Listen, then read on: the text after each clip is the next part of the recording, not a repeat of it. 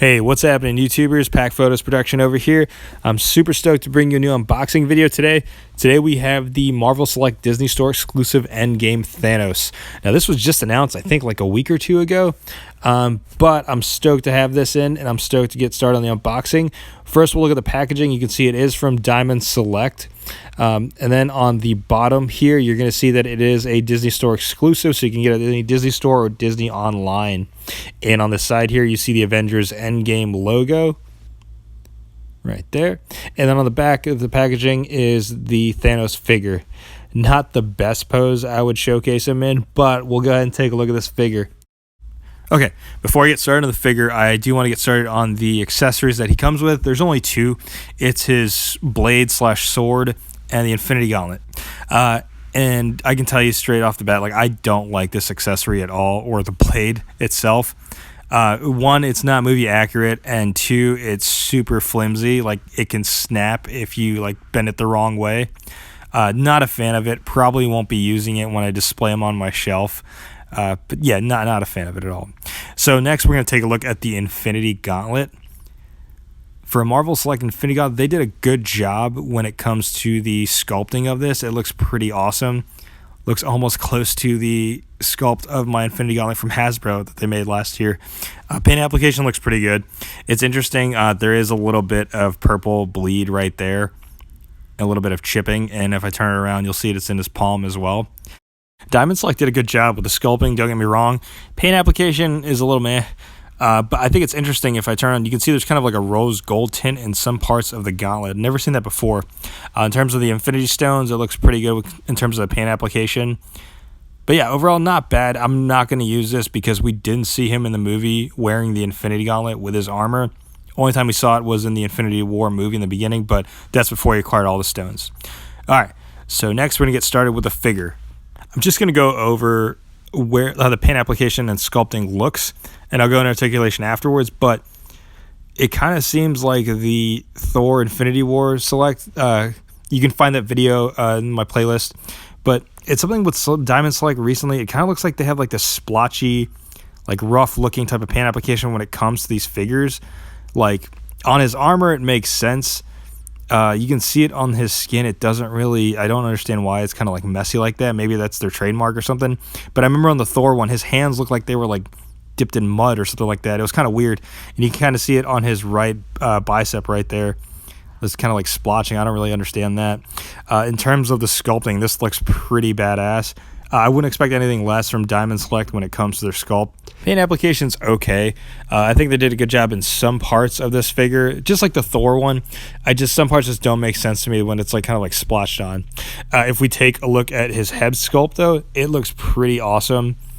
Once I get my lens to focus in on here, there we go. You can see his right eye, or his left eye if he's facing us, has a little bit more blue than the left eye does. But still looks pretty good overall. I'm going to compare it with the Hasbro Marvel Legends from the Build-A-Figure line. Let me know which one you think looks better, the Hasbro one or the Diamond Select one. Me personally, I think the Diamond Select one looks way better, especially because his eyes look more detailed than the Hasbro one. All right, now we're going to get into articulation when it comes to this figure.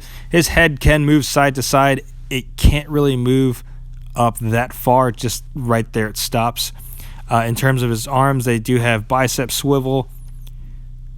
A little bit stiff, though. It's usually how it is when it comes to these Diamond Selects. And you can move it all the way up until it hits his armor right there. And he does have wrist swivel and also elbow articulation as well. And then he also has ab crunch. Not too far, though. It kind of is like a recurring theme when it comes to Diamond Selects. They don't have that much, or it's kind of stiff when it comes to his articulation. And his leg does swivel as well, and he does have ankle pivot. And his knees he has double jointed knees, so you can bend them like that.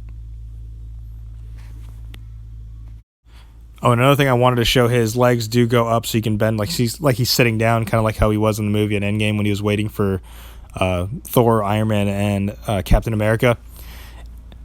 So you can have him sitting on like a throne. And now for some scale size comparisons, here is that Diamond Select Endgame Thanos next to the Thanos from the 3-pack Infinity War. The first 10 years with Doctor Strange and Iron Man. Stands a little bit taller than that Thanos. And here he is next to the SH Figure Arts Infinity War Thanos. Seeing them side by side, he makes Thanos look super small in this comparison. Speaking of small, here is that Thanos next to the Endgame basic figure Thanos from Hasbro, or aka the Smiley Thanos. I still am puzzled how Hasbro came up with that face mold. Now, one thing I will say, though, it might be a stretch, but I actually think this blade/sword, his weapon, looks better than the Marvel Select one. That's just me personally, but whatever. They're both kind of like meh. And the next scale size comparison is that Thanos next to the Titan Hero Series Endgame Thanos.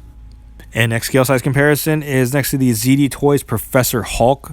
Now you can see he towers over Hulk, so this probably isn't a good scale for the Hulk figure, because with the next scale size comparison we have, it's next to the Marvel Legends Hulk from the Thanos Build-A-Figure line.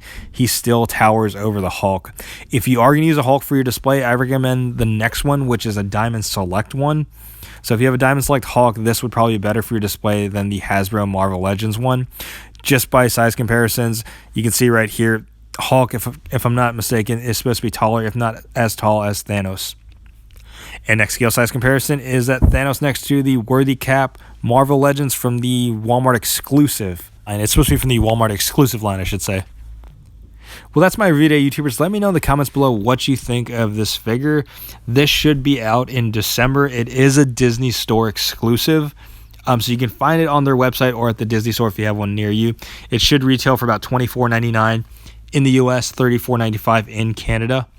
I think it's awesome, personally. Sound off in the comments below. Let me know what you think.